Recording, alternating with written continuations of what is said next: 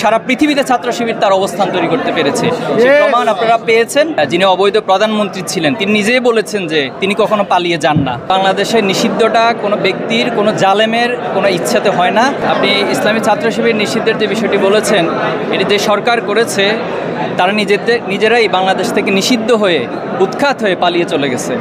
এজন্য বাংলাদেশের নিষিদ্ধটা কোনো ব্যক্তির, কোনো জালেমের কোনো ইচ্ছাতে হয় না। এটি বাংলাদেশের মানুষ সিদ্ধান্ত নেবে। ফাইনালি একটি ছাত্র সংগঠন হিসেবে বাংলাদেশের ছাত্র সমাজই সিদ্ধান্ত নেবে। ঢাকা বিশ্ববিদ্যালয়ে বাংলাদেশ ইসলামী ছাত্র শিবির তার অতীত ইতিহাস থেকে আপনি নিঃসন্দেহে জানেন যে 1977 সালে 6 ফেব্রুয়ারি ঢাকা বিশ্ববিদ্যালয় কেন্দ্রীয় জামে মসজিদ থেকে ইসলামী ছাত্র শিবির তার যাত্রা শুরু করেছিল।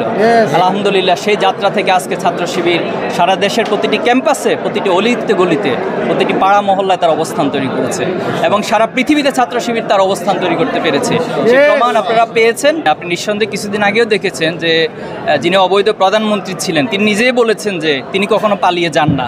তো সেই প্রেক্ষাপটটা বাংলাদেশের মানুষ গতকাল দেখেছে এবং এগুলো নিয়ে আসলে বক্তব্য দিয়ে কথা বলে আমরা এখন সময় নষ্ট করতে চাই না। যারা কারাগারে আছেন তাদের মধ্যে কিছু জামিন হচ্ছে এবং আপনি জানেন যে গতকাল রাষ্ট্রপতির অর্ডিন্যান্সে কিছু বিশেষ সিদ্ধান্ত হয়েছে। যারা এই চলমান, তারা এই বৈষম্য বিরোধী আন্দোলনে এবং এই জালেমকে উৎখাত করার আন্দোলনে, স্বৈরাচারকে দমন করার আন্দোলনে যারা অংশগ্রহণ করেছে তাদেরকে সেই অডিয়েন্সের মাধ্যমে খুব দ্রুত সময়ের মধ্যে তারা ফিরে আসবে।